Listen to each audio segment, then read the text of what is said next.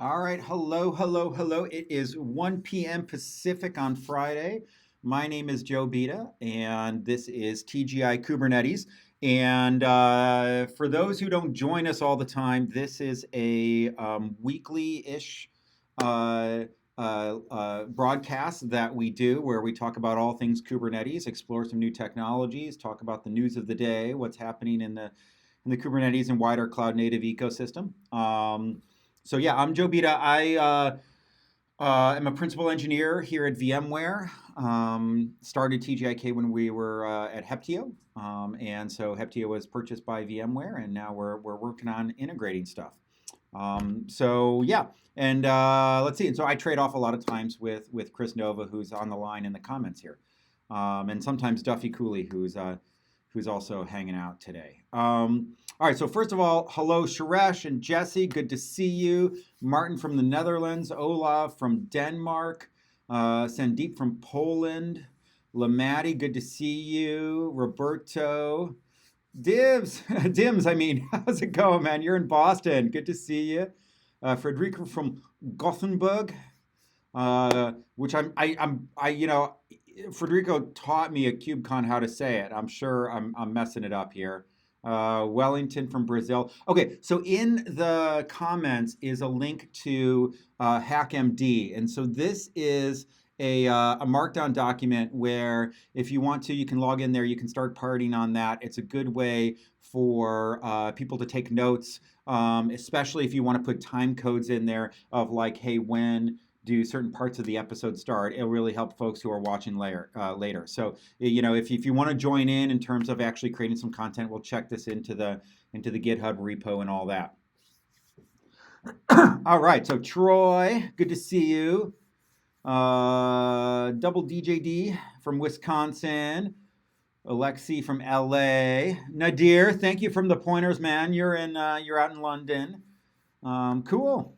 Have I been working out? No. You know what happens is like the beard gets bigger, and then my wife's like, you gotta like cut it back, and then I cut it, and I look like 10 years younger. That's kind of how things roll. Okay. So the plan today is we're gonna cover or explore the space of like how do you connect authorization from stuff running in Kubernetes to AWS and AWS services. And so this started with this project called kube2iam. There's some weaknesses in terms of the way, in my mind, in terms of from a security point of view. But it turns out that there's like 3 other projects that have emerged that all attack this problem in a different direction. And then the Amazon, the EKS folks are also looking at it. So I just want to explore this space. I started looking at one project, KIM, directly. And so I think that's the one that we're going to play with. But I also am going to explain my understanding. I'm not the expert in terms of how IAM roles work and sort of like how this stuff works across this. So that's our plan for today.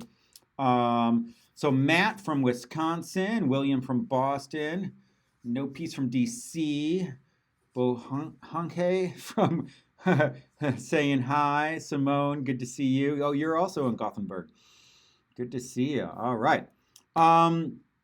So a lot of times Michael from Bellevue, so just across the water. A lot of times when we start off with just talking about news from what's happening around the Kubernetes ecosystem.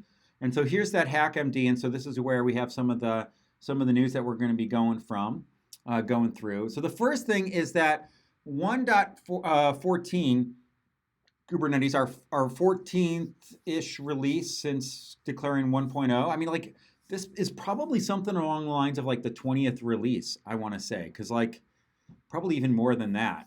So this just dropped. There's a lot of good stuff here.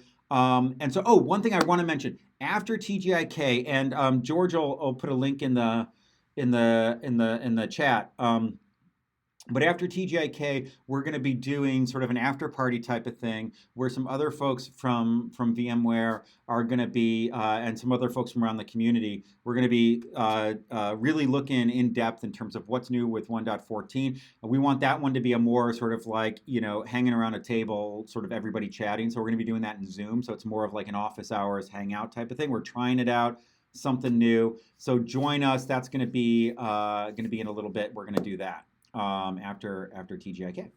All right. So let's see. We have Arthur from Nice, Brian from Riverside, Dimitri from Serbia. Good to see you. All right, so really interesting, just quick overview of what's new in 1.14. Obviously, we're going to go into more depth in the after hours. Is Windows nodes are graduating to stable.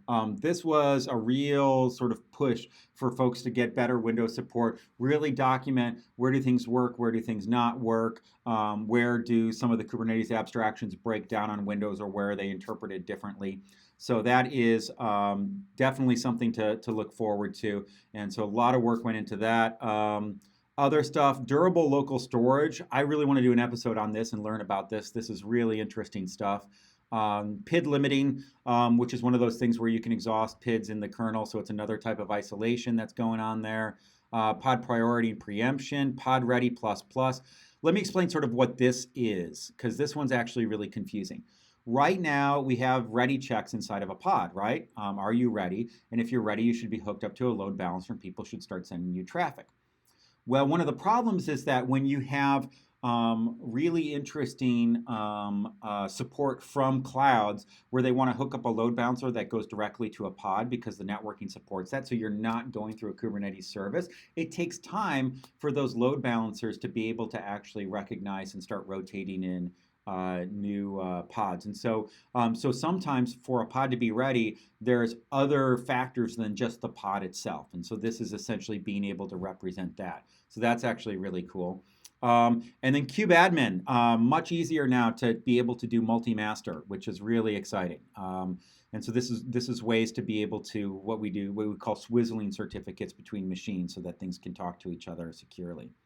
And then kube2iam join is now in phases, so a lot of good work going on with respect to cluster lifecycle. So Wellington was calling out the multi-master support. And then hello, Saeed from London. So that is, and I think we'll go into a lot more, there's like pulling together the release notes is always a project in and of itself for these releases. And so we'll go into a lot more detail in the after hours thing. All right. Let me switch to like this view here. Other stuff. So yeah, okay, so this is in the notes here, the Kubernetes release party. So Nicholas Lane, one of our field engineers, Duffy Cooley, another field engineer, and then a handful of other folks are going to be getting together to do this stuff. All right. And then let's see. And then we also have this great blog post here, a guide to admission controllers. This is on the Kubernetes blog. This really goes into some details in terms of like, and I think this is a great diagram here of what is sort of the pipeline for how stuff works inside of the API server. So that's actually really cool. Talks about admission controllers, how they work. So really, really interesting stuff going on there.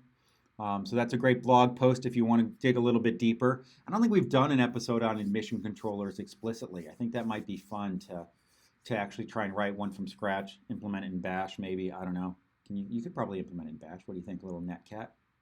You need to do TLS. I wonder, is there like a netcat TLS? I'm sure there's like an obscure OpenSSL command that lets you do that. And then let's see. So Duffy called attention to this. This is really interesting. Amazon. So Amazon has not one, not two, but 3 different types of load balancers. There's the S-tunnel. That's it. Yeah, good one. So there's the traditional ELBs, which are supported everywhere but have some pluses and minuses. And then they split out new stuff where there's NLB, which is really just about sort of layer 3, layer 4 type of routing. And then there's ALB, which is their layer 7 routing. And what we have now is there's new advanced request routing for this. And combined with the sort of Amazon native CNI implementation, which essentially gives real IPs on the VPC to pods using EIPs, elastic IPs on that VPC, manages that. If you do that, then now what you can do is you can have the ALB talk to a pod directly and you can start routing based on that. So that looks really, really interesting. And so this is something that would be really interesting to dig into at some point too. How you actually can use these things together. And that type of direct-to-pod thing is, I believe, something that that GCP supports also, if I'm not mistaken. So yeah, so that's actually really cool stuff. Oh, let's see. Oh, okay, we got some people added some other stuff here. Let's see. Ubuntu 19 is available, 19.04. I don't know if this is Kubernetes related. I mean, they're doing some Kubernetes stuff, but for all the Linux fans out there, something to know. And then a couple weeks old. Let's see. This is ensuring, Henning's put this in there, I assume, ensuring Kubernetes cost efficiency across many clusters. So this looks really interesting. This probably, I'm sure this is Zalando's experience across this stuff. So very cool. So I will leave that be. Let's see, and I want to say hi to folks. So Joseph from London, Marco from Milan, nice to see you. Abhishek from India, Bogdan from Romania, and then Philip from London. Good to see you all. Thanks for joining me. I know, like I picked the wrong time to do this because Friday here is like different times everywhere else. There's no good time to do these things. Okay, so with that, are any other sort of topics of the day that folks want to talk about before we jump in to today's episode? No? Let me switch back here. Let me take some notes. All right, so here's the deal. It all started with kube2iam, which is this project here. And this has been around for quite a while, and a lot of folks are using this. And the idea here is that, so Bismarck is saying that really interesting stuff in that Zalando presentation that's in the notes. All right, let me back up a little bit.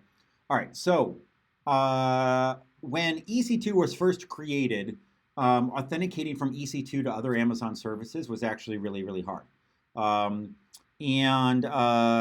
over time, we started providing ways for code running inside of VM to be given essentially access to other services without having to manage a bunch of credentials. GCE was the first to do this by having service accounts directly accessible, at least of the major clouds, through the metadata server. We built that metadata server to be dynamic, and I'll define what the metadata server is right away in a second here. And then that was soon followed, they must have been working on it concurrently, by Amazon adding role support.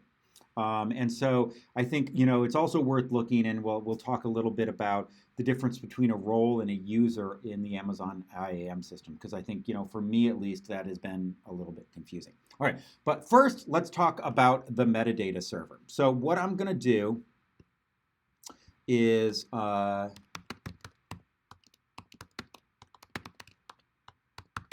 I don't know if Amazon called it the metadata server. That's what I called it in GCE. But essentially what you can do here is if you do a curl to this particular address, it starts returning you information about your instance, right? And so what we'll do here is, TGI, give me a second here. I have a script that helps to set up my config here. Okay, and then if I do run tunnel, this will actually SSH to the master. So I have a Kubernetes cluster up and running. Get nodes in Amazon using the VMware Quick Start, and this is not working from there. Okay, there we go. Where essentially I just have a single control plane node, and then I have 2 worker nodes. I am SSH'd into the control plane node right now. And now this is running on Amazon. Oh, that's not what I wanted to do. I wanted to do this. If I do curl there, what you see is that you get a whole bunch of information. So I can go through and actually say, well, give me the AMI or let's see, what's something that might be interesting here? Well, there's the AMI ID that I'm running, the instance ID. And it's like, oh, there's my instance ID. I can do the instance type, which is an M5 large, right? So you can get a bunch of sort of meta information there. One of the things that you actually get out of this, and I'm going to be flashing credentials all over the place in this episode. My hope is that y'all can't copy this stuff down fast enough. But what you can do here is that, like, we can do, if we look at IAM, info, you can see that, like, what we have is there's this profile ARN and an ID, and you can actually get credentials out of this. Yeah, please don't. So Troy's asking, is this like Google's metadata server? It is. It's not exactly like when we did GCE.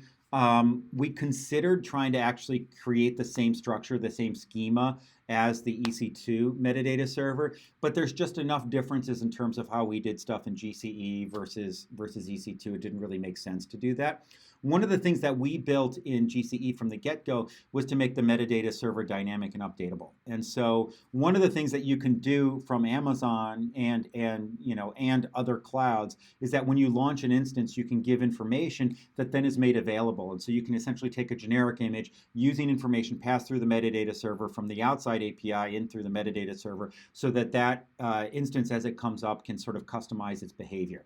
And so Ubuntu created this sort of pluggable sort of system here called Cloudinit, that's now used more widely in terms of how we actually go through and customize something as it comes up. But one of the things that we did with GCE is we wanted that to be dynamic. And so if you change the metadata after an instance is launched, it gets propagated and reflected into the instance. And so we use this for doing things like pushing new SSH keys if you enable it. And so this enables things like the Cloud Console in GCE, where part of the Cloud Console is getting auth, which means that you have to push a new key so that you can log in. That flow actually gets mediated through the metadata server. One security side note on the metadata server, it exposes sensitive information, so you don't want to make this available to essentially users. And so there's a class of security issues when you're running on something like EC2, where you're running a proxy and you don't mask out this IP address range, which is actually, it's called a link local range, so it doesn't show up in a lot of the common masked out ranges. And so you can actually have people proxy to the metadata server and get credentials out of that. So that's actually a really bad thing. Now, one of the things that we didn't do it right away at Google, but we did it over time, is that we require you to pass a special header along with that. It's something, it's not everything, but what it means is that a lot of times when you're doing proxying, you're not, that proxy doesn't carry all the headers forward. And so this is a way to essentially create some mitigation for some of these proxy attacks. Yeah, and so Duffy has a report to some sort of exploit based on this. All right, so the idea here is that you can essentially walk up to the metadata server and on an Amazon account, and you can get credentials that let you talk to other Amazon APIs like S3.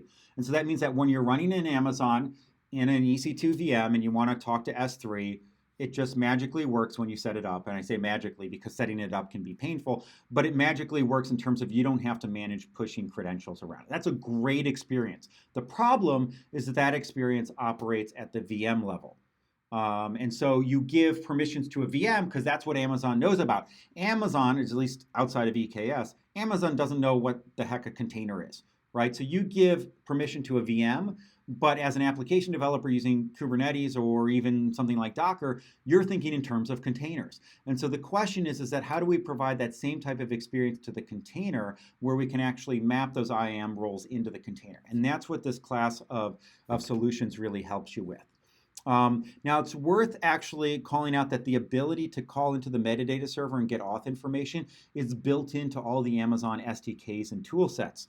And so I can go through and I can do AWS here. Now, I haven't done any other auth, but I can do AWS, SDS, and then I always forget the command. It's like get caller identity. So this says, who am I? This is essentially who am I. And what we see here is this is giving me information, and to do this, it had to actually essentially auth and make a call into an AWS API, saying here's the account, here's the user ID that we're working with, and then here's the role, the ARN that I'm working with. All right, so that is the problem that we're trying to solve. Got this great experience when you're working at the VM level for talking to other Amazon services. How do we bring that to the container level? All right, so Bogdan is like a bit off topic, but talking about AWS, what are your thoughts on EKS? I played with it a bit the last couple of days, and I was surprised to find it quite crude compared to GKE, for example. I think I mean, this is a touchy thing. I know a lot of folks in the EKS team. I know they're working really hard to make this stuff work, and I know that there's definitely customers that are seeing success with it. It's definitely a project that or a product that is under heavy development and expansion. I think what you're seeing is that and there's different approaches that you can take to building a service like this. One of those is, build a solid foundation and then extend the set of features over time. Another thing is to try and sort of like make everything work and then sort of like, as you actually see the whole thing and the whole set of features, go back and over time make sure that you're building it in a solid way. I think the approach that Amazon's taking is trying to make the sort of the stuff that they are doing be super solid, and then just actually be very upfront about the stuff that they aren't doing. I think the biggest thing that's missing out of EKS is node management. You go to a GKE, you press a create cluster button, and it actually manages bringing up not only your control plane, but also all the nodes. It'll manage upgrades across those. You can have this idea of node pools. It'll do repair of those things. All of that stuff is built into essentially a more complete user experience for GKE. Now that means that if you want to do other special things with nodes, it can be a little bit different. There's not a sort of bring your own node type of approach to this. On the flip side, where at Amazon, you bring your own node, which is something that, if you're like, hey, I have a corporate standard, I must be using RHEL, but like maybe it's hard to use RHEL with GKE. I don't know, maybe you can do it. I've never done it. Now, all of a sudden, there's a whole bunch of other work that you have to do. So it's a managed control plane, not a managed Kubernetes experience. That's, I think, the difference with EKS. And so Pulumi can be used to actually manage the infra stuff. I did an episode on Pulumi a little while ago, so you can dig into that. All right, so let's keep going here. All right, so the difference between a user and a role. So a role is a set of permissions, and to use a role and you can create a binding between essentially entities in the world, like say a user. Hey, so like when I log into our AWS organization, I'm known as Joe, but like when I want to operate in certain contexts, I assume roles. So users can assume roles, and so that means that my user may have 0 permissions except to be able to assume certain roles. And so that means that as a user, I can say, well, I'm going to put on my admin hat, so I'm going to actually assume my super duper pseudo root type role so that I can do a bunch of admin type of stuff. Okay, well now I'm actually deploying an application, or now I'm actually doing sort of an SRE type of thing. Well, I don't need permissions to do a bunch of other things, so let me put on my more limited role to be able to act in that more limited role so I don't make a mistake and leak credentials or accidentally do something that that impacts my account more than I really wanted it to. And so roles are a way to essentially bundle up a bunch of permissions and then make them available by choice. So like the user doesn't necessarily have those permissions, but can choose to sort of take those permissions if they want to. And so that, I think, is the critical thing of roles, is that it's something that you opt in saying, I want to act as this role now in this situation. Let's see, like there's some chat stuff. So Tega from Atlanta, good to see you. Let's see. Yeah, the assumed role stuff is the idea behind the project. And then you're pointing to AWS. I haven't seen the 99 secure stuff. It's okay, this is a way to secure credentials that you daily use. I haven't looked at this. Oh, for development environments. Interesting. Okay. Duffy, can you throw that in the notes, man? All right, cool. Let's see. All right, so but now when you're an EC2 instance, what happens is you don't have a user.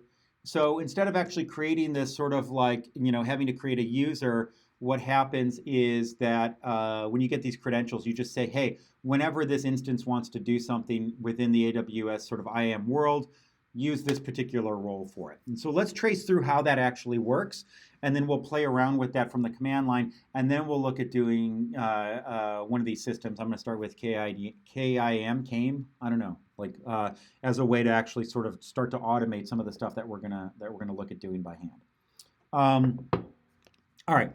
So the first thing is, let's explore what we actually have here. I have two clusters, one called TGIK and TGIK2, just in case I screw something up. I have a backup, like Julia Child with the stuff already in the oven. But what we see here is if I go to the IAM dashboard, we're going to have a bunch of roles. We have 18 in this account right now. Now, what we have here is we have a bunch of roles that are created for as part of the Heptio Quick Start. And depending on which tools that you're using, these things may be called different, but generally to do anything that has any integration with the rest of EC2, you need to be able to have roles. And so what you'll find here is this stuff, like, can you all read this? Do I have to make it a little bit bigger? Maybe. Oh, I actually sorted this. I didn't mean to do that, but oh well. All right, so what we'll look at here is, all right, Joseph is saying it's pronounced like Miami, Kiam. Kiami. All right. All right. So what we have here is we have a role for the master node, and then we have a role for the other nodes. And so what we can look at, since we're actually in the master node, is that we can go through and we can see what are the policies that are actually attached to this role. So essentially, what can we do? So one of these things is that we can do a bunch of stuff around CloudWatch logs. So there's some integration with our stuff there. We have this cluster info thing that's used to be able to store and get cluster info stuff that can be super useful. And then we have essentially the master roles, which are pretty broad here. So there's ECR stuff, auto scaling, elastic load balancing, and then essentially like a whole bunch of stuff for EC2. We could probably narrow this down more, but with different versions of Kubernetes, these things are expanded, and so I think there's room to be able. I know at one point this was a lot narrower, so I'm wondering if we really need to be able to say like launch new instances from the master. I don't think we probably need that. So this probably has more permissions than we really need there. So one of the things that's not here is the ability to assume a role. And so what I'm going to do is I'm going to edit this policy here, and you can go through, and now most of the time when you edit these policies, you'll get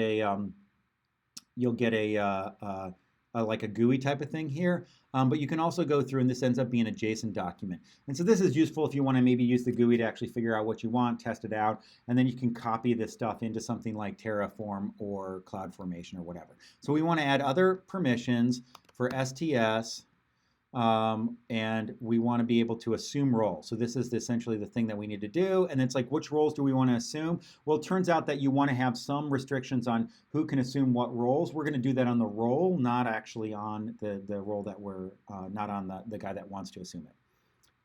And so we're going to hit all resources here, review the policy, and now we save those changes. All right, so let me go through. I'm going to switch to the document camera and actually map out the way that we're actually gonna be able to do this. So what we have here is we have our master, and it is allowed to assume the what do we call this thing? We'll call it the Kate's stack master role. Okay, so this is a role that it can choose, that it assumes whenever it does that automatic auth stuff. And so what you'll find is that this ARN here will then match up with the ARN that got dumped. Oh, you can't see it because that got dumped. So like if we look at the ARN here of this role, that got dumped here. And what you'll see here is if I go back to like the EC2 console and I look at my VMs, and then I look at the, oh, I don't have the right tag exposed here, but let's see if this is the right one. This is TGI K2. So this one here, what you'll find is that there's an IAM role. And so that role matches up with the role that's defined here. And then that role from within the VM with this get caller identity, I can actually see that role. All right, so let's go back to the dot camera. So this actually has this role, and then this has a set of policies. And one of these is the STS assume role.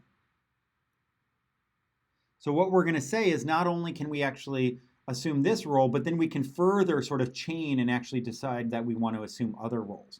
And so we're going to actually attach this, and I already set some of this stuff up before, but I'll lead you through it, to 2 more roles here. Actually to 3 more roles. So one of them is that we're going to have a kiam. What did I call this one? I called this role, give me a second here. I called this one, I just want to make sure I got it right. Server, okay. So we're creating a little bit of indirection here, and the reason we're doing this is that it actually makes it easier to share this across multiple clusters as nodes come and go. And then from here, we're going to actually, we have 2 roles. One of them is called TGIK CTF read and TGIK CTF write. And these actually set up read and write access to a particular S3 bucket. So CTF stands for capture the flag. And so right now what we have is that we can log into the master and we can act as this role. That's where we're at. And so the next thing we're going to do is we're going to actually, I'll show you sort of where I have this stuff set up, and we're going to create the connection, this particular connection here between these 2. So let me switch back to my screen. So the first thing we have is the kiam server role. All this has is a policy called assume role that says that this thing's allowed to assume other roles. It's just essentially a pointer. It's a level of indirection that makes management of roles easier later. And this will, when we configure kiam, we'll have to actually set that up. And then if I go back, what I see is like we can have the CTF read stuff. What this says is here I'm allowed to actually sort of list buckets and then do a whole bunch of stuff that's just sort of read-only stuff on buckets. And then the buckets and the resources that I can do are everything under the TGIK CTF bucket. So that's pretty cool. And then, but with roles, there's actually 2 policies. There's the policy of what the role can do, and then there's another policy of who can assume the role, right? And so that's called a trust relationship. So this is what anybody acting as this role can do. The trust relationship is, well, who's allowed to actually assume this role? And so if we actually go here, we can say what we're saying is that, well, the CTF read role can be assumed by the kiam server role, right? So that means that we have that link between those 2 things. And then similarly for the CTF write role. So those are things that we can go ahead and set up.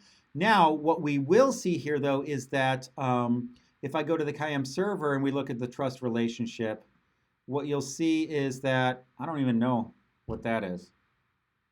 That's left over from some other crap when I was testing this out before. But what we really want to do here is that we want to be able to say the role that our master document that our master node has can assume this role. So let's actually go through and we're going to actually test this out. So we're going to go through AWS STS assume role, and then we have role ARN that we want to assume is going to be, I'm going to back out here, and we want to assume the kiam server role. Wait, why are you reloading? Don't reload on me. Okay.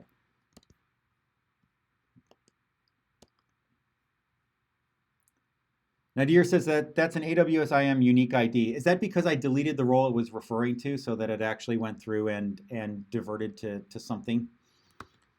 It's my guess is there's probably a sort of a unique ID, and then when it gets rendered in roles, let's see, and then Nadir will show that. So there's some documentation on that. Okay. Yeah, so I think this is probably to prevent you if you delete and then recreate a role. Maybe things don't hook up because the connections are based on unique IDs, not based on these redirected names. That's my guess if I were designing this. All right, but if I go through this and then I also have to do, oh, there's another parameter here that I'm forgetting. Role session name, okay. And the role session name is for auditing purposes. Okay, so it says access denied. So this means that right now, that connection, that super black line that I drew in the document here, this connection here is not made. We have we already modified it so that this thing can actually call assume role, but what we didn't do is actually attach the policy here. We need to allow the master, right? And so what we're going to do is we're going to take the ARN of, let's see, this is the master. No, that's assumed role. That's not what we want. Okay, let's go back here. Okay, so this is the one we want. So we're going to copy this ARN, and then we're going to actually go through and hook it up. And again, you can use something like Terraform to automate this, but we're doing this all by hand. Go to trust relationships, edit this, and then for the AWS sort of principle, who can assume this role? What I'm actually saying is it's that role that we actually created and assigned to the master node, to the control plane node. I update trust policy. Now this stuff is eventually consistent, so it's not immediately effective. Oh, sorry, shoot, switch back to the screen. Okay, I'll show you what I did. I went to edit trust relationship here, and then I posted that ARN for that particular role in there. And then I hit the update trust policy. So that's actually becoming effective now. And if we do this, look, now we actually get a session token that will expire in, I don't know, in an hour, right? So these things last for an hour. And so now we're able to assume that role. Hey, that's pretty cool. Well, it turns out that role can do nothing but assume other roles. So now what we actually want to do is we want to say, well, okay, I want to read from our capture the flag bucket, which means that I want to, going back to the dock camera, and I need to get hotkeys for this. I want to actually, we're here by default. Whenever we do stuff, we assume this role. We've now to set up the connection so that we've proven that we can assume this role. But now we want to go ahead and assume the TGI CTF read role. So that means that we have to essentially sort of assume a bunch of roles in sequence before we actually get to this one here. And so you can do that with the AWS command line, and I'll show you how to do that. But it's a little bit tricky. So what we're going to do here is I have a document. So what we have here is different profiles that the AWS commands can use, and a lot of the SDKs know how to do this also. And so we're going to create a profile for the kiam server. And it says, well, we're taking from the instance metadata is where we're actually grabbing those credentials.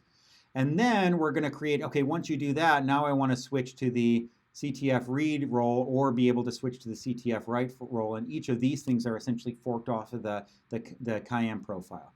So I'm going to copy this, and we want to put this in a special sort of location that the AWS command line knows. So I can do nano AWS config, paste this in, write this out. Oh, error. Oh, you know what?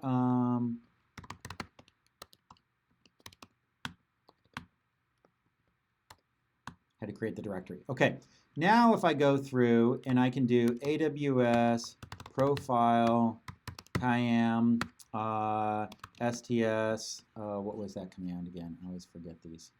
They just roll off the tongue. Did it get lost?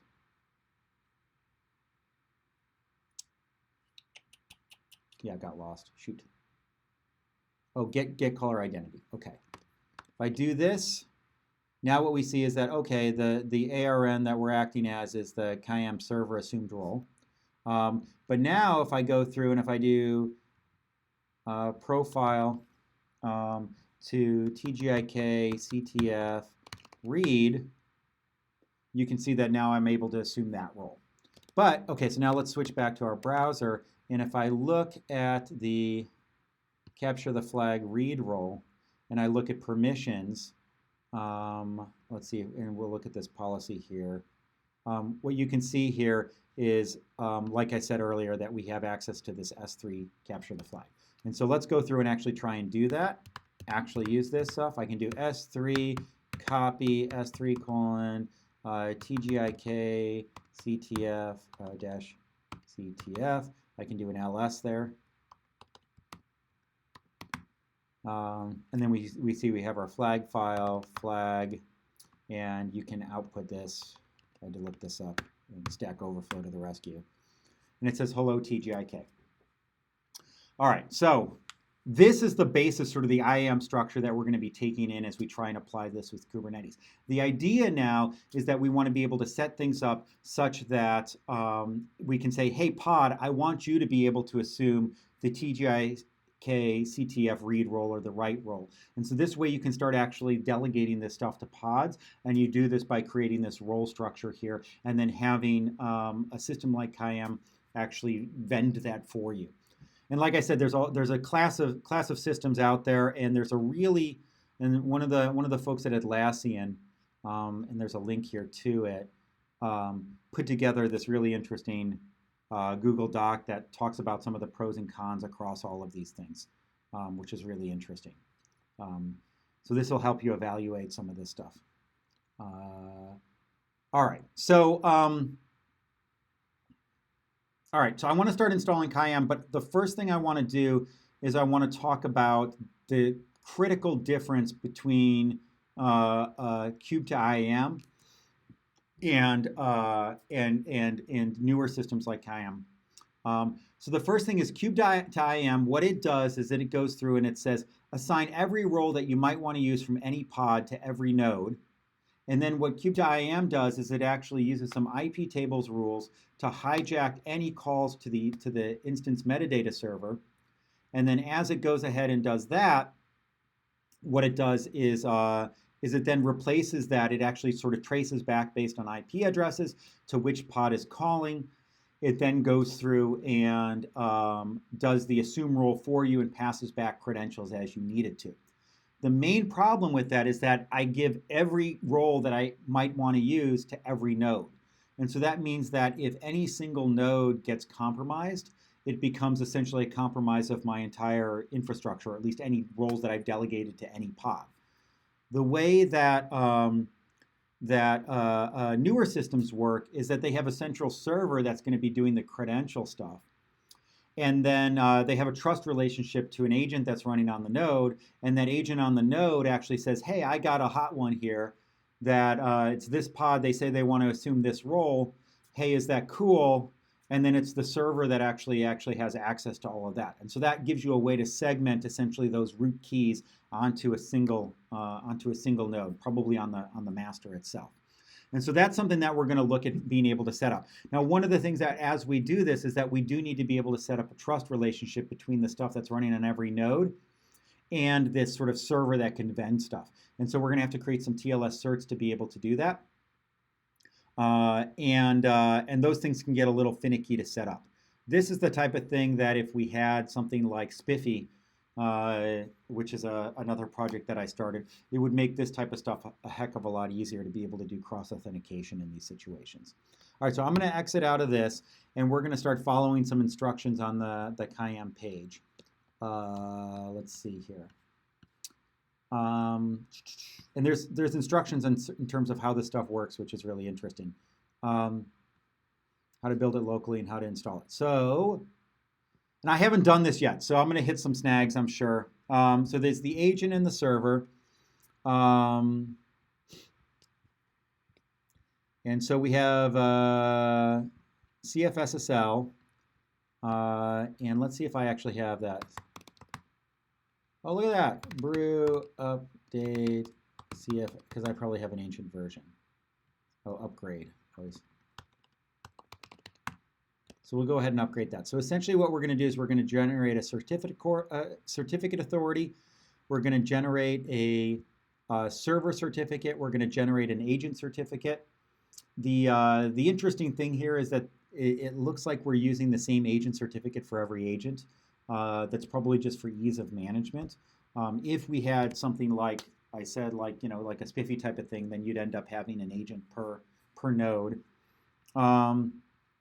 It says we can use Cert Manager if we want to do that, but we're not going to go ahead and do that because that's a whole nother bunch of stuff to set up. And then we're just going to create secrets for this. And this looks like we install those secrets into Kube system. And so this is easy enough. This doesn't seem too hard. Oh, and then, I do have the latest version. Okay. And then do I have CFSSL JSON? Yeah, okay. And so there's a sample in the docs directory. All right, we'll pretend that we are in London, because that looks like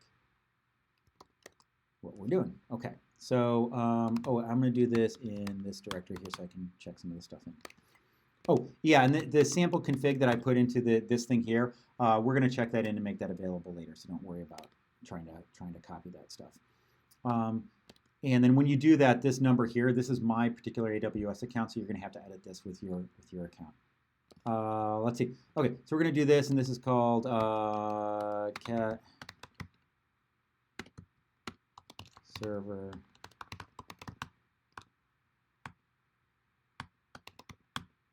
Okay. That looks good. Close enough. We'll pretend we work at USwitch, which are the folks that did this. And so now we're going to go through and we're going to do this. Oh, unexpected end of JSON input. Oh, and there's, oh wait, there's ca. I got the wrong one. Oh, okay. Oh, we need ca.json also. Cat ca.json. And then we have one for the agent.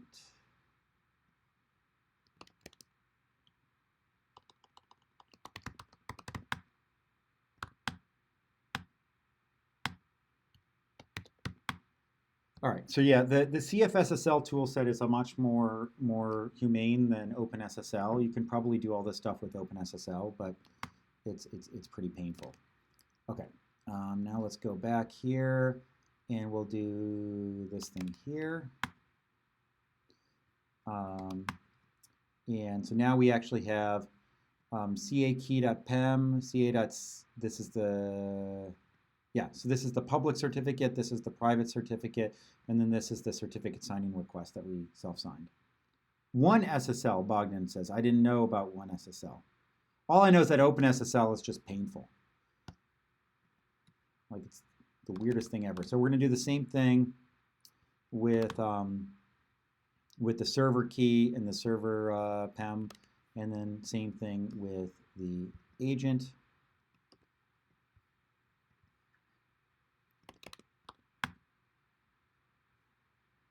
Lacks a host field. So yeah, this is saying that like, hey, you can't use this for websites, and we're like, that's fine. We're only using it for the client end of mutual TLS. And then we want to upload these things to Kubernetes. And so we're going to tell it what the CA file is and all the server stuff. And then same thing with the agent TLS. All right. Cool beans. And so I think we're set up there with our TLS certificates. That's cool.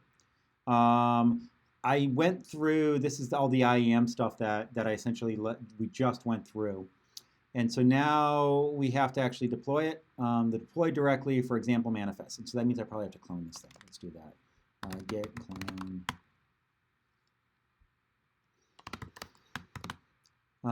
If we do go to the deploy, if I have this, let's see what we're actually doing. Okay, so we have server RBAC, so we're going to have service account. We're going to have a cluster role called kiam read, which allows us to look at namespaces and pods, watch, get, and list. That's not super dangerous. This is probably for the agent. So kiam read, we're going to give that to the server. Okay, yeah, so the server doesn't need to be able to do that. Being able to write, we're going to write events. We're going to go ahead and give that to the server also. And then our server, let's see, daemon set. Well, that's interesting. Why is it a daemon set? So it has a volume with the SSL certs that is being mounted from the CA certificates, but we're also pulling these things in. And then so that's a volume, and then we have the kiam container. Use a tagged release in production. Good advice. There's a whole bunch of stuff here. So base ARN auto detect is one thing. There's another parameter that we may have to deal with here. So the thing that I'm worried about here is node selector. Okay, so this says only run this on the master node. So it's using a daemon set, but only run on the master nodes. So this way, if you're doing, like if you have an HA control plane, it'll actually do the HA control plane. It'll run on every single node in your control plane. So I'm not worried about doing this. It'll only show up on that one node that we've given those extra permissions to. Because remember, we want to keep the regular nodes as least privileged as possible. And then the agent, similar type of stuff. We're loading TLS there. There's this. What is this? I don't even know. This is fascinating. We have a volume mount for this xtables.lock thing. I don't know.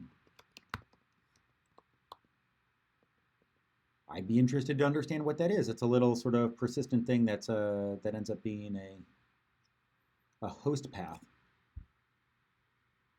Huh. Okay. And then we're saying we're going to run this on all the nodes, but we're not going to run it on the master. You might want to run this on the master too, or maybe the server actually plays that role. I don't know. Interesting. Okay. And then this is the address of the server. There's some Prometheus stuff going on there, which is very cool. Logging as JSON. Xtables is a lock to prevent multiple IP tables operations stomping all over each other. Oh, I didn't know that. Okay, that totally makes sense. Now, one of the other security things is that you want to say, hey, pods, we don't want to give you access to any metadata except for the metadata that we're providing to you. So there's actually different approaches that different systems take. The kiam essentially says you can whitelist other stuff, allow list stuff to go through, but by default it actually blocks everything else. Yeah, and Duffy's bitching in the comments about how horrible it is when multiple things want to be able to hack on IP tables at the same time. And then so that's why, so this thing will actually go through and do that IP tables redirection, and that's why it needs the netadmin capability. And so this agent is a little bit privileged that way. All right, so I'm totally cool with running this stuff. This totally seems reasonable. There might be one thing that I actually need to change though, and this is, let's see, if I go back here, and if we look at the IAM, there is this assume role ARN flag. I probably want to set that. Is that different from, I don't know, there's,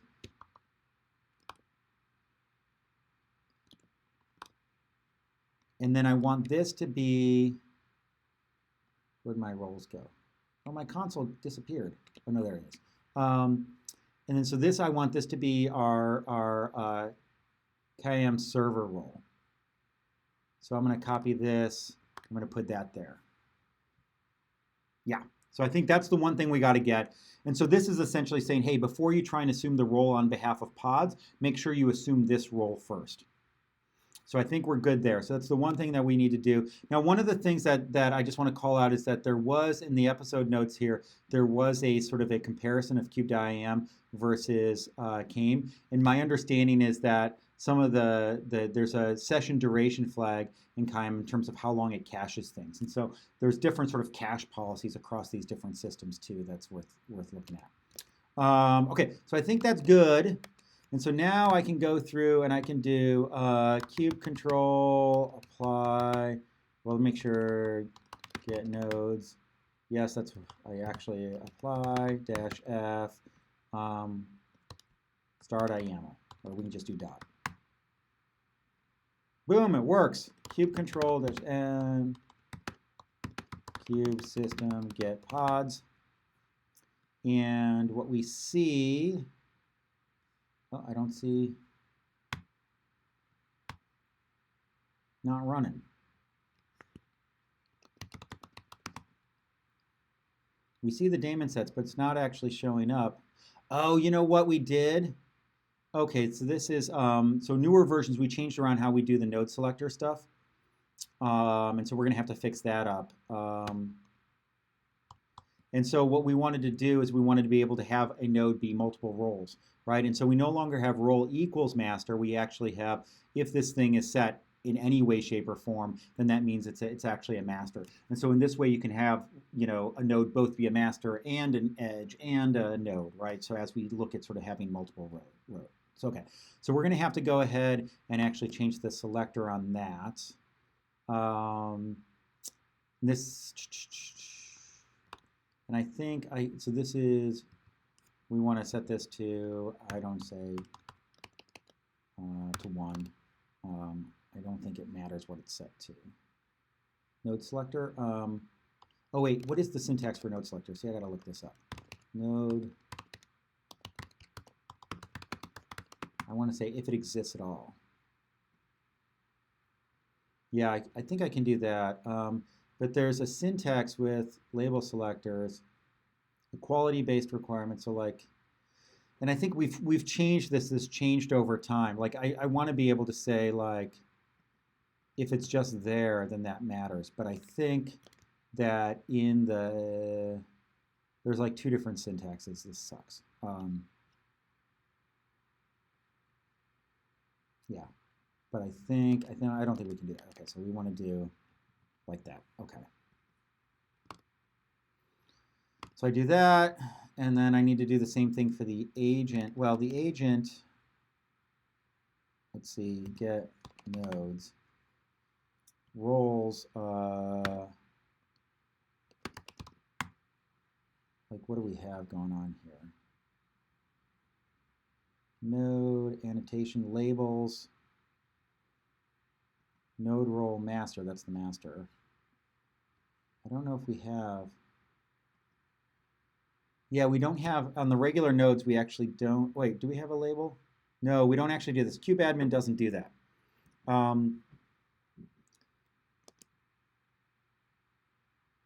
Yeah, and so, okay, there's another way, but okay. So what we're gonna do is we're just gonna go ahead and hopefully this will work, cross our fingers. We're just gonna take off the node selector, which means that we'll also run this on the master, and that's probably fine. Because does the master also go through and, okay, so this doesn't want capnet admin, so this means that this is not gonna actually be, wait, but if we do this, then this thing will actually, the IP tables will probably screw it up. Shouldn't the master have a taint? Yeah, so the master does have a taint, so this should work. You're right, Bogdan. Yeah, okay. So that there's no toleration on the agent, so we should be good. Yeah, totally cool. Okay. So we'll reapply this stuff. Get nodes. Oh, I don't want get pods. Oh. All right, so we're going to crash loop back off here. Let's figure out what's going on. Might need a toleration on the kiam server. Yeah, I think we're going to need to do that. So that's why we don't see in the kiam server. But let's solve this crash loop backup also. Logs. Error creating server gateway. Okay, this is fascinating. Okay, so this thing's in a crash loop back off waiting for the server to come online. So this is by design here. There's different philosophies for what you do if you can't say connect to a server that you need. There's some folks who are like, well, I'm just going to wait and retry on an exponential backoff.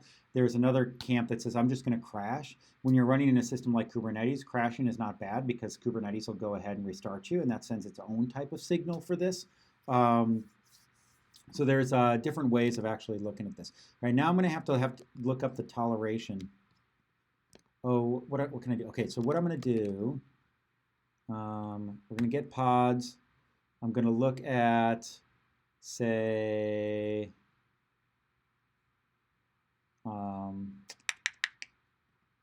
the proxy, and I'm going to look at the tolerations on the proxy. Get pod,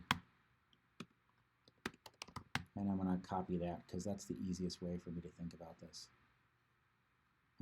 Tolerations, we want this to actually work. Oh, this doesn't actually, am I confused? Spec, node affinity, we're actually setting it on that particular, okay. Yeah, okay, so let's just say Kubernetes tolerations. So if we look at the taint on the master, we have a no schedule for, and this is the key, node role master, okay. Taints and toleration, see I have to look this stuff up. And so,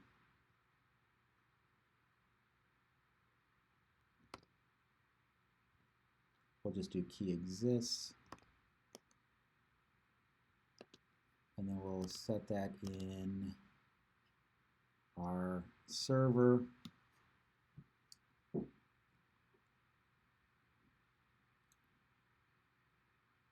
Yeah, operator exists. That's what we want, right? And so we'll put this under here under the node selector.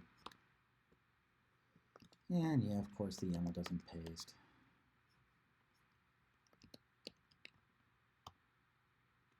And then the key is the node role thing. That may work. Oh, you can tolerate all the things?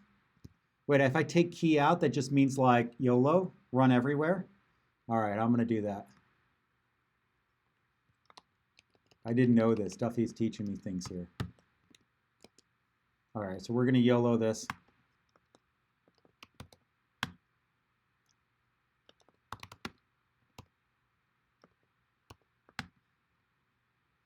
Okay, container creating. All right, now the server is running. So we wanted, and then we're going to wait for these things to come up. The YOLO toleration, yeah. All right, and these things are in a crash loop backoff, so they're trying not to hammer the system. So I'm wondering, like, how far of a backoff we are. Let's actually, yeah, let's just delete those. Cube control delete. Actually.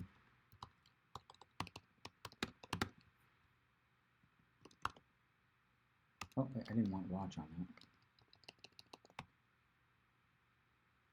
And then we'll get this one too.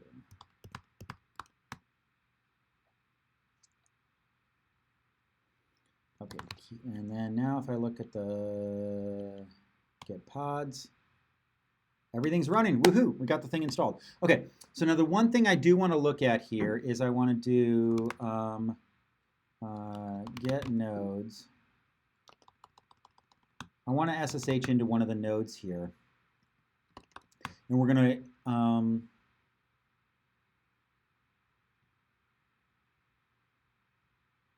could not resolve. What, really? Oh, that's right, because this is another thing we did in GCE is we provided DNS by default. We're like, when would you want to have a bunch of machines and not have DNS between them? And like EC2 doesn't do that. All right, so we can SSH in there. And if, yes, oh, crap, port 22. Why can't I SSH in there? I don't know why I can't SSH in there.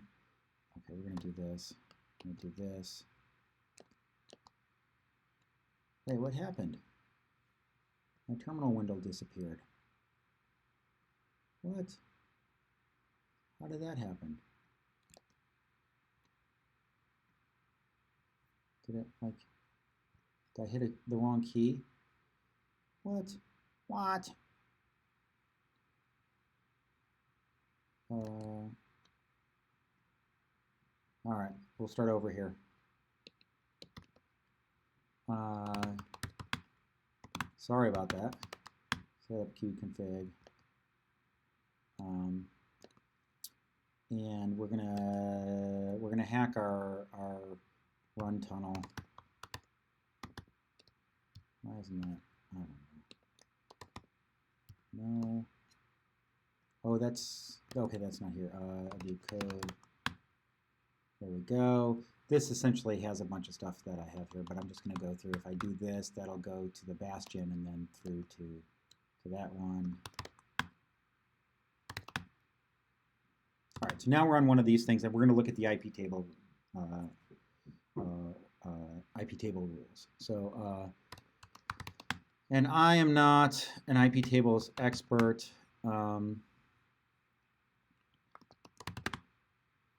But what we'll see here is, hopefully this is working with we're using Calico here.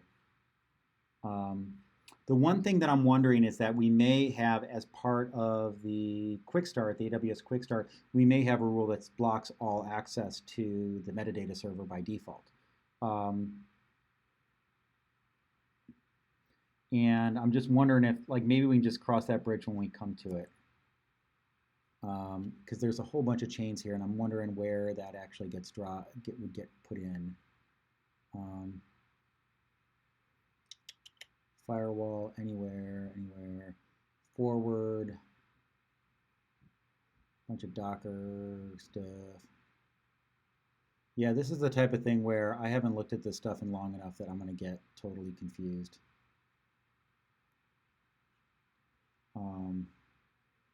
Yeah, sudo IP tables say we'll actually do all the dump. That's a good one. Yeah. All right. So, all right. What do we have?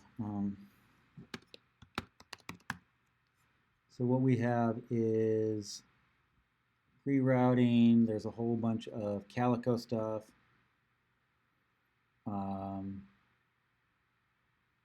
Service portals. This is Kubernetes service stuff. Post routing, Calico stuff, Kubernetes services, coming into Docker, because Docker has to have its own thing. And we're marking packets, we're doing stuff. I don't see, should we just try stuff out? Yeah, 190, 190. 69.254.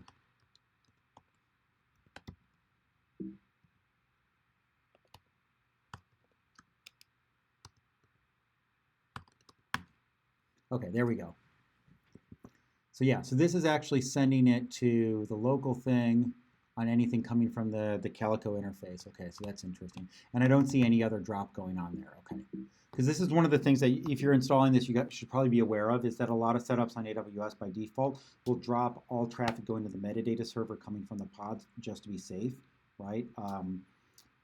But you want to make sure that that doesn't actually conflict with the rules that that a system like Kiam is setting up.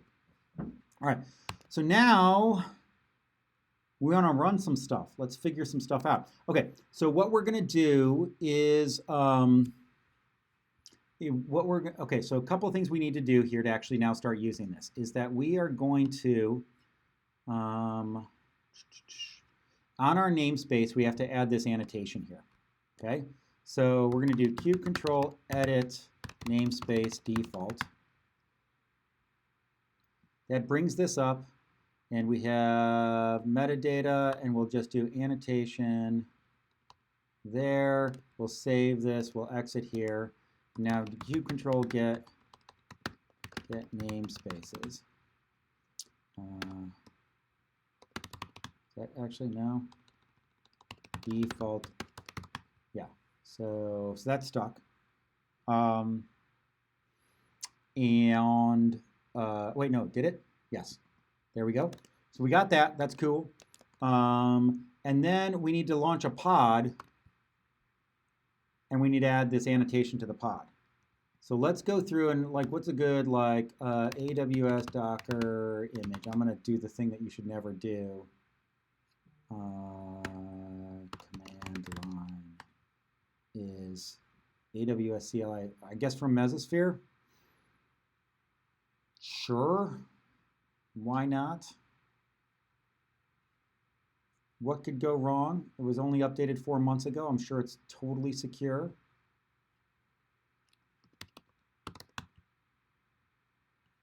Let's see, do we see? That seems to be the one. There's infrastructure as code. There's a whole bunch of other ones. I don't know. Should we just give one of these a whirl and see? Well, this one is updated 2 hours ago. It has a bunch of stars. Let's look at the... Oh, it has JQ in it too. Okay, we're gonna do this and hope for the best. I do not suggest that you all do this, right? This is not like a good idea just to run random stuff. But we're gonna do kube control run, and I always forget the command lines here also. And we're gonna do, because we just want to run a pod. We want to do T for a TTY, -I for standard in.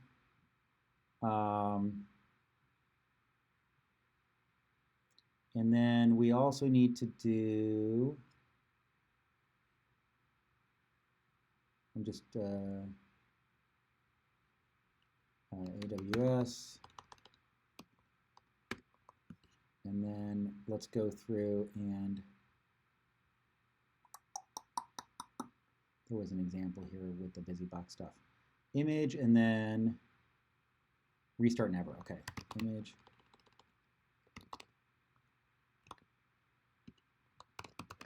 If you do restart never, then it doesn't do like a deployment or anything. It just does this. Now what this is actually going to do is it's going to run a pod, and then it's going to essentially connect.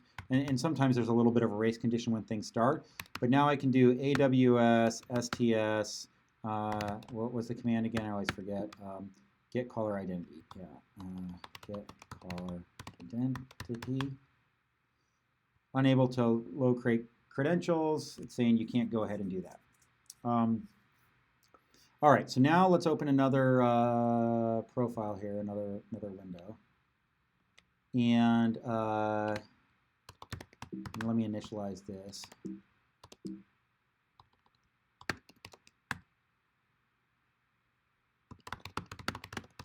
And let's see if we can go. So we have this pod called, so now I'm going to do kube control, edit pod AWS.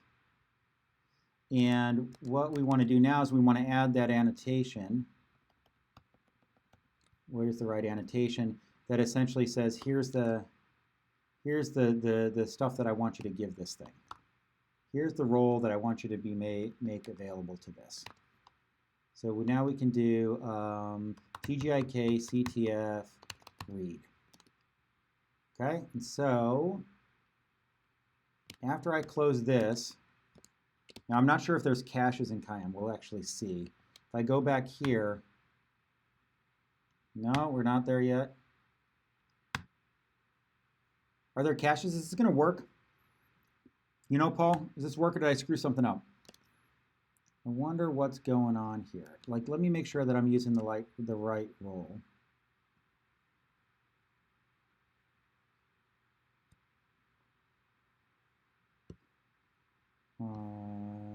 CTF read, TGIK-CTF read.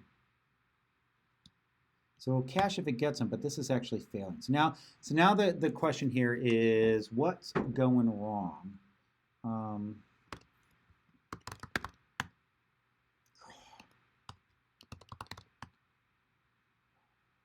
This is probably, what is the package manager? APK, and grow.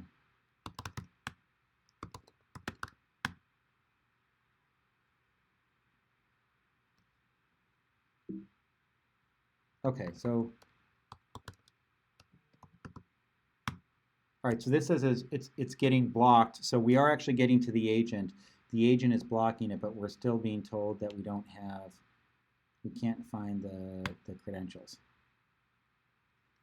Okay, so could you check the server logs, make sure it's able to obtain the credentials okay? Agent interception is probably working okay because you didn't get the instance credentials. Yeah, so I think we got the agent intersection is working, but something's going on where something's happening at the server. So let's go through kube control.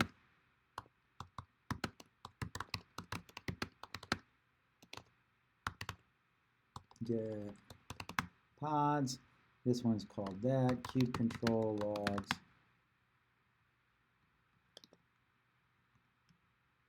Oh.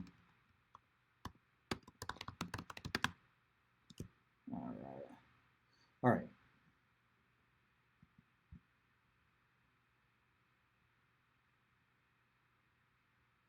Error retrieving credentials. Oh, failed to load system roots or no roots provided. Huh. So this means that we're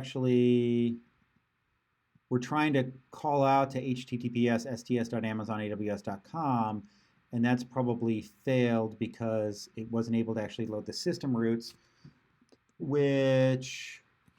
so let's see. So this is in the pod. So now I can go through run tunnel. Let's actually see.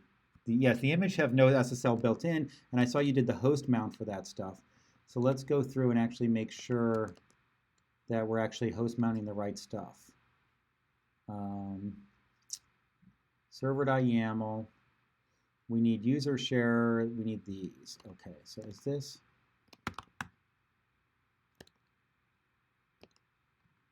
I guess the Mozilla ones. Should I change this to Mozilla, you think? Did this change? Because that's the cert store. Do you think that'll work, right? Let's give that a try.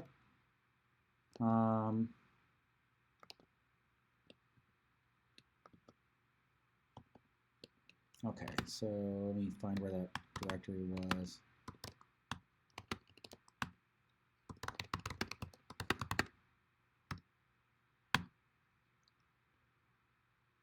All right, so get pods, this thing, but it should get restarted. Did I hit save on this? Host path, SSL certs. It did change, it said changed. No, unchanged. Service account, service, daemon set. Oh, configured. Okay, so that did get changed. Why didn't it get restarted, I wonder? Well, let's kill it. Can we add now?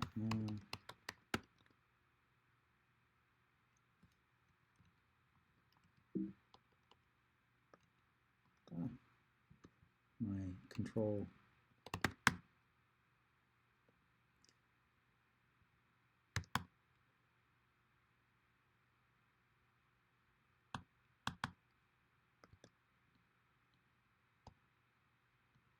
Terminating. It's taking its sweet time.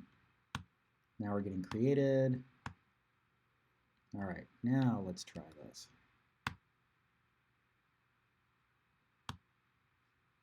Still failing.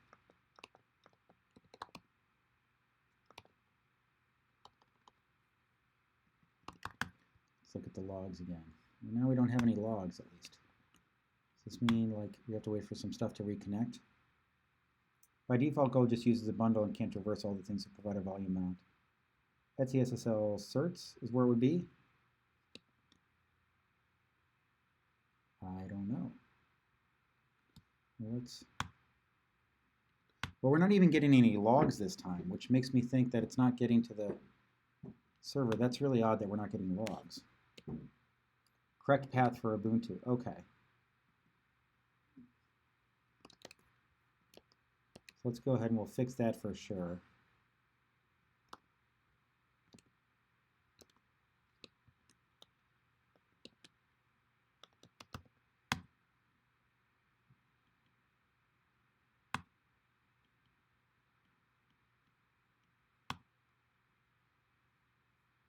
Let's go through these. These things may not be reconnecting after we sort of yank the rug out from under them.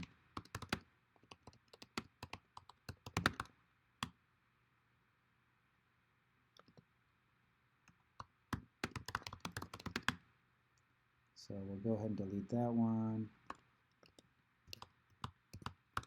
Delete that one.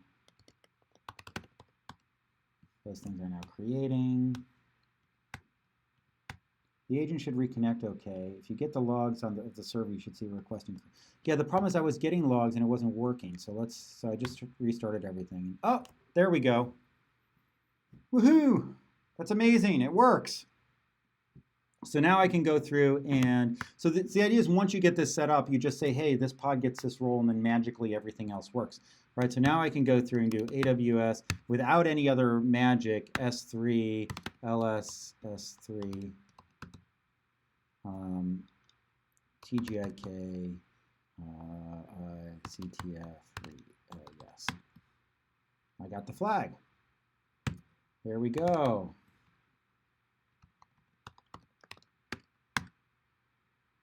Awesome. Now, here's my question. Like if I change the role here, let's try and go off script a little bit here because we're already way off script. But now if I change this to write, I wonder how dynamic this is. Because most of the time you're not going to be changing this stuff dynamically, but you may. And so now if I go back, this will still work. But if I do get caller identity, now I have the right identity. So now I can be like, I can do like echo new flag. You've been pwned.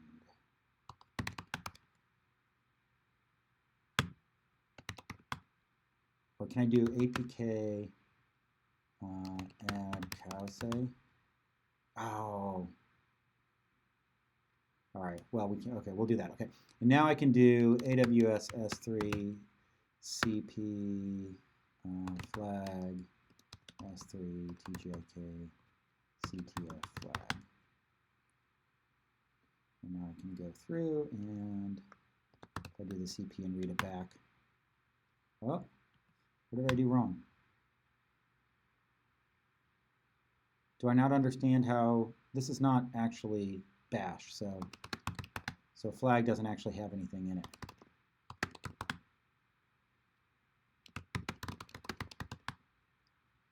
APK install nano. You're watching me flail with the command line. APK add nano, sorry.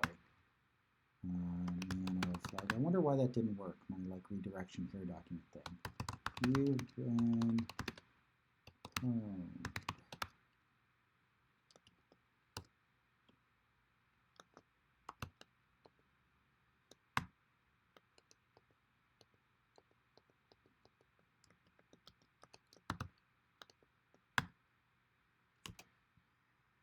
See if it's been updated.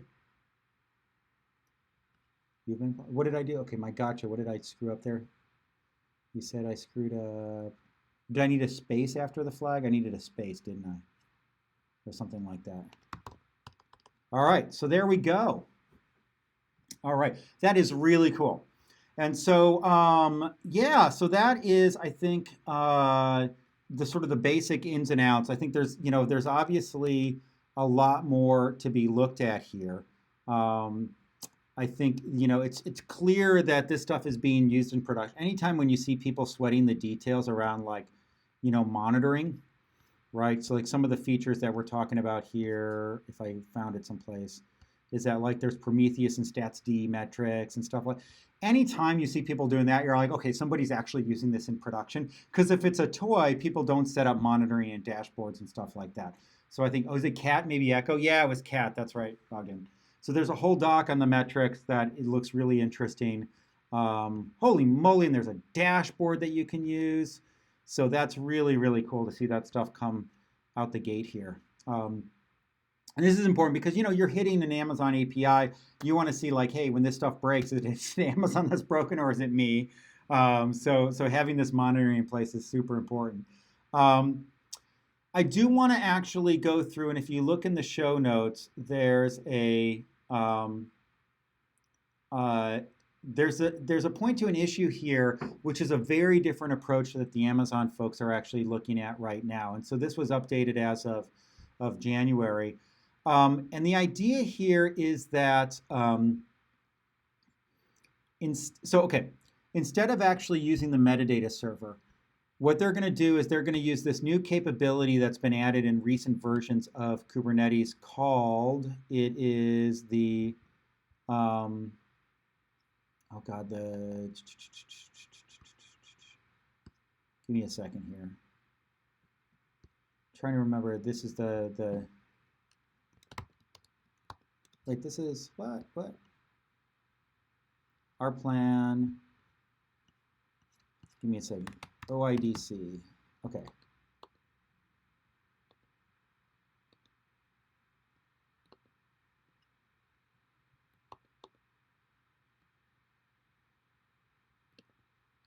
I thought there was a pointer to the Kubernetes feature that we're using here on here. I just saw this.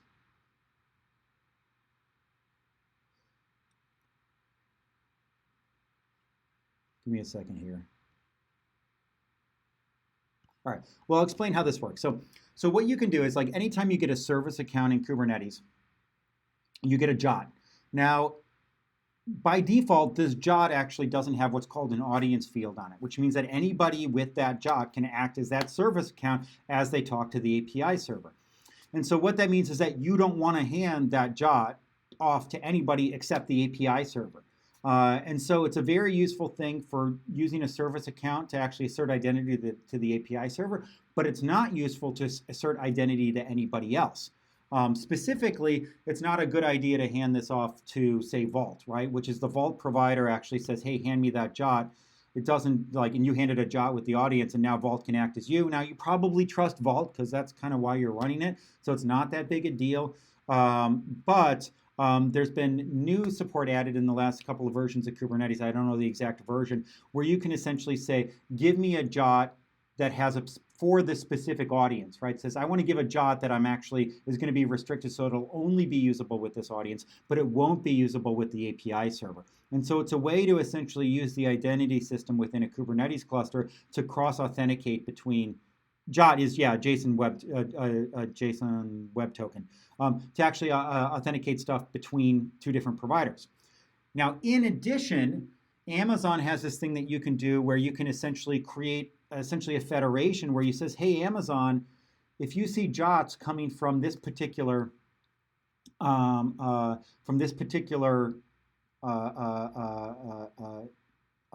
essentially like ID authority, I want you to be able to then translate that using this sort of assume role with web identity into an identity for a specific role.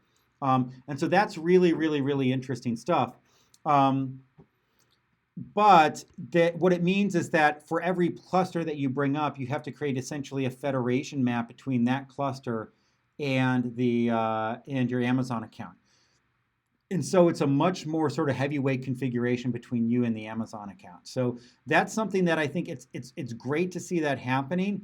It's going to be really interesting to see if the amount of, yeah, so here's what you can do. It's like this projected token, which says create a JOT, put it in a volume so that I can read it, and then set the audience to something like client ID. And then this is something that you know, as you set up this federation between the identity inside of Kubernetes and the identity in your Amazon account, you can actually start mapping stuff.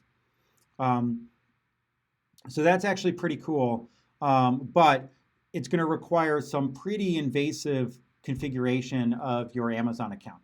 And so I think there's going to be, like, it's going to be interesting to see if this type of mechanism works if you're in an environment where, say, you're bringing a lot of clusters up and down really fast, because that means that every time you bring up a new cluster, you have to essentially create a new identity federation mechanism with your Amazon account. But this is also similar to the way that GKE is moving forward with this also. And in fact, it was the Google folks that added this projected token thing for similar capabilities in GKE.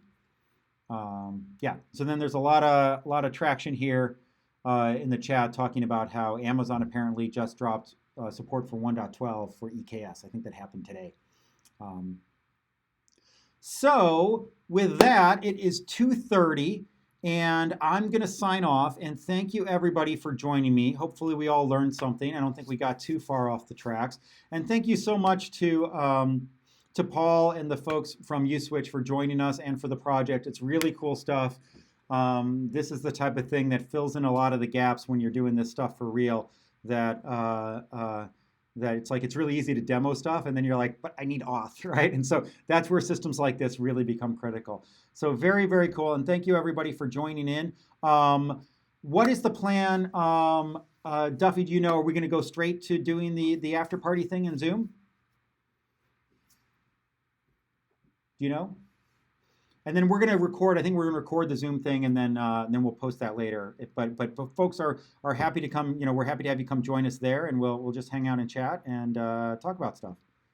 Yeah, I know it's always scary to watch your baby get sort of like used like this. I'm and it's no problem. It worked great. So, all right. Well, I think let's see. Do we have the link there? I'm going to put the link. Does it start at 3? Okay, so we'll take a little bit of a break, about a half an hour break, and then if you all want to join us. We have the link on Twitter, but we also have the after party link. Where did it go?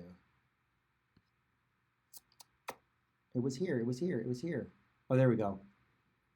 And I'm going to put this. There's a link to the Twitter stuff that has the details there. All right. All right. Have a great weekend, everybody. And I'll see you later.